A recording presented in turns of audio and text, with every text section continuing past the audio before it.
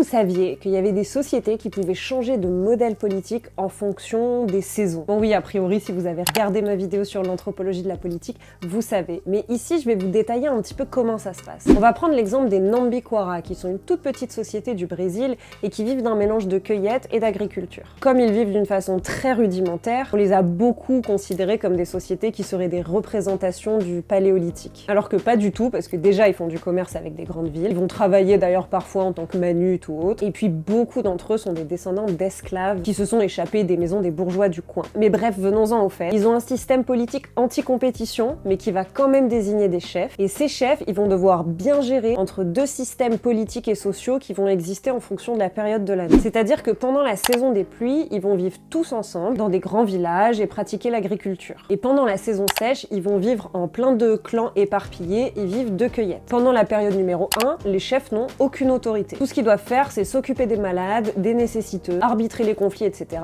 Mais ils peuvent pas donner le moindre ordre à qui que ce soit. Pendant la période numéro 2, par contre, ils vont créer leur réputation en gérant des crises, en donnant des ordres et parfois même en usant d'autoritarisme. Ils doivent prouver leur talent de leader pour gagner leur légitimité de diplomate pour la période des pluies. En fait, il s'agissait de villages égalitaires pendant la saison des pluies et de clans pas du tout égalitaires pendant la saison sèche. Et figurez-vous qu'on retrouve ce genre de modèle politique très souvent à travers le temps et l'espace. D'ailleurs, chez certains peuples inuits, en fonction de la période de l'année, il y avait même des systèmes de droits qui étaient différents, des religions qui pouvaient changer au cours de l'année en fonction de la saison, et même certains couples et certaines familles pouvaient être structurés différemment en fonction de la période. Passer d'un ordre social à un autre, ça permet d'être un acteur politique conscient des choses. Ça demande une vraie souplesse, une vraie faculté d'adaptation, et ça permet de prendre du recul, de considérer la société non pas comme un ordre naturel des choses, mais bel et bien comme une situation sur laquelle on peut agir. Et ces modèles démontrent également que les êtres humains ont toujours cherché à expérimenter un éventail de possibilités sociales et politiques.